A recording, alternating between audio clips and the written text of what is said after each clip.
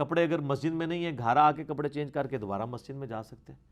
تو بالکل ٹھیک ہے، اس میں تو کوئی ایشو نہیں ہے۔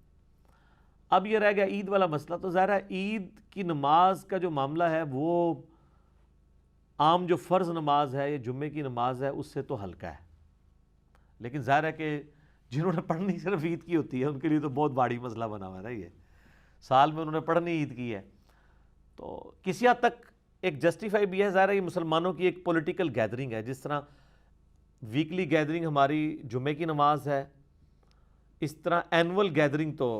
عید ہے، اور انٹرنیشنل گیدرنگ جو ہے وہ حج ہے۔ اب تو حج کے بھی لالے پڑے ہوئے ہیں، وہ تو کہہ رہے ہیں صرف حج افراد کریں گے، وہاں کے لوگ باہر کے لوگوں کو یعنی قران یا تمتع کرنے کی اجازت نہیں ہوگی وہاں پہ جانے کی۔ ابھی تک تو مطلب یہی نظر آ رہا ہے، واللہ عالم آگے کیا بنتا ہے۔ مکمل طور پہ تو حج نہیں وہ بند کریں گے، وہاں کے لوگوں کو، لوکل لوگوں کو اجازت دے دیں گے کہ وہ کر لیں، وہ ایس او پیز کے ساتھ۔ تو عید کا معاملہ جو ہے وہ تو ظاہر ہے کہ اس لیے ذرا امپورٹنٹ ہو جاتا ہے کہ سال بعد لوگوں نے پڑھنی عید کی نماز ہوتی ہے، ورنہ اگر آپ اس کی انٹینسٹی ڈیفائن کریں نا فجر، ظہر، عصر، مغرب، عشاء اور جمعے کے ساتھ، تو اس سے تو کم درجے کی اس کی تاکید ہے۔ اسی لیے آپ دیکھ لیں فقہاء کے اندر اختلاف ہے۔ امام حنیفہ کا موقف ہے کہ یہ نماز جو ہے وہ اس کی واجب ہے، جبکہ باقی تین ائمہ جو ہیں احمد بن حنبل، امام مالک اور امام شافعی کا موقف ہے کہ یہ سنت ہے نماز۔ امام بخاری کا اپنا ایک تفرد ہے اس معاملے میں، انہوں نے صحیح بخاری میں تعلیقاً لکھا ہے بغیر کوئی حدیث لیے، انہوں نے بے سند ایک بات نقل کی ہے اور انہوں نے اپنا اوپینین دیا، ظاہر ان کو بھی رائٹ ہے احادیث کی روشنی میں۔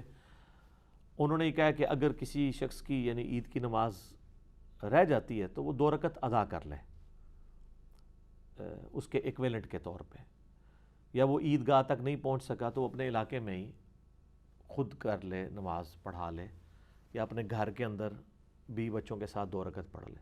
لیکن اس کو کوئی حدیث سپورٹیو نہیں ہے، انہوں نے اجتہاد کیا ہے۔ ان کا موقف یہ ہے کہ جو بخاری مسلم دونوں میں حدیث ہے نا کہ نبی علیہ السلام نے فرمایا کہ عید والے دن اپنے گھروں کی عورتوں کو بھی لے کر آؤ، ایون جو عورتیں مخصوص ایام سے ہیں ان کو بھی لے کر آؤ، وہ نماز میں شامل نہ ہوں لیکن مسلمانوں کی دعاؤں میں شامل ہوں، تاکہ مسلمانوں کی ایک سٹرینتھ بھی شو ہو، ایک اللہ تعالیٰ سے اجتماعی دعا بھی کی جائے۔ تو ان کا موقف یہ ہے کہ اگر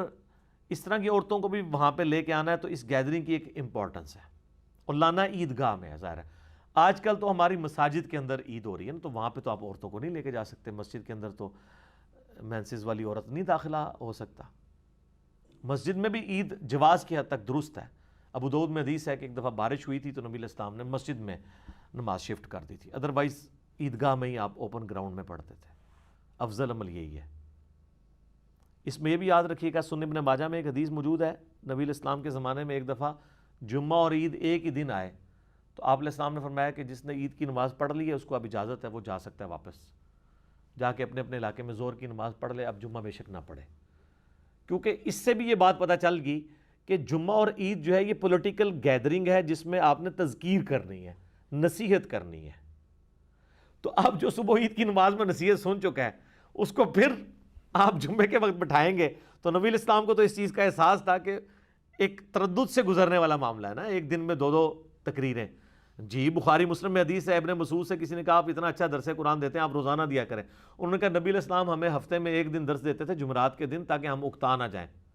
تو اگر نبی علیہ السلام ہمارے بارے میں سوچتے تھے ہم اکتا نہ جائیں، تو تم مجھے ہی مشورہ دے رہے ہو، جس طرح لوگ مجھے بھی مشورہ دے رہے ہوتے ہیں، تو ہم نے بھی اس لیے ہفتے میں 1 دن ہی رکھا ہوا، یار 1 دن ہی بہت ہوتا ہے،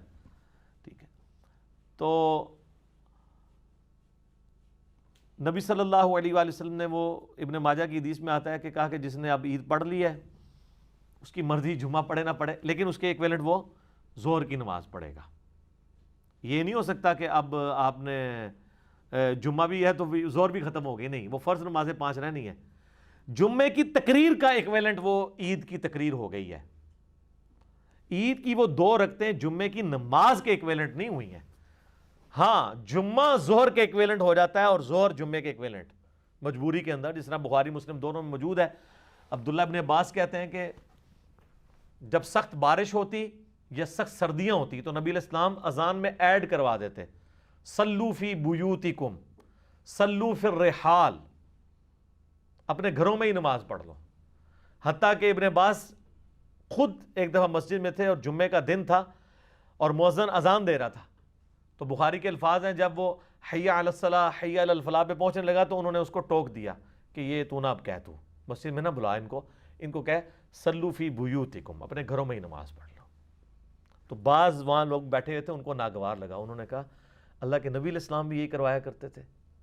وہ نہیں، کیا تم چاہتے ہو کہ لوگ کیچڑ میں لت پت ہو کے مسجد میں پہنچ رہے ہوں اس تکلیف کے اندر، بارش کے اندر؟ اچھا، اس وجہ سے بعض لوگ کہتے ہیں اگر کیچڑ نہ ہونا تو پھر مسجد میں آ جانا چاہیے، چلیں کیچڑ کا مسئلہ تو حل ہو گیا، سخت سردیوں میں تو کیچڑ کا کوئی مسئلہ ہی نہیں تھا، اس کے اندر کیوں یہ ایشو تھا؟ اس کے اندر اس لیے ایشو تھا کہ آنے میں تردد ہے۔ ابھی یہ جو وائرسز والا ایشو چلا ہوا ہے، چلیں اس کے بارے میں دو اوپینین ہے، بہرحال اس وقت تو ہم وَأُولِي الْأَمْرِ مِنْكُمْ کے تحت بندھے ہوئے ہیں پاکستان کے اندر، تو جو نان مسلم کنٹریز ہیں ان کے اندر تو زیادہ لوگ بندھے ہوئے ہیں، تو ظاہر ہے ریٹ آف دی گورنمنٹ کو تو آپ اس طریقے سے چیلنج نہیں کر سکتے۔ اور اس طرح کے موقعوں پہ تو علماء یہی مشورے دیتے ہیں آپ کافروں کا ملک چھوڑ کے واپس مسلمان ملکوں میں آ جائیں۔ تو اب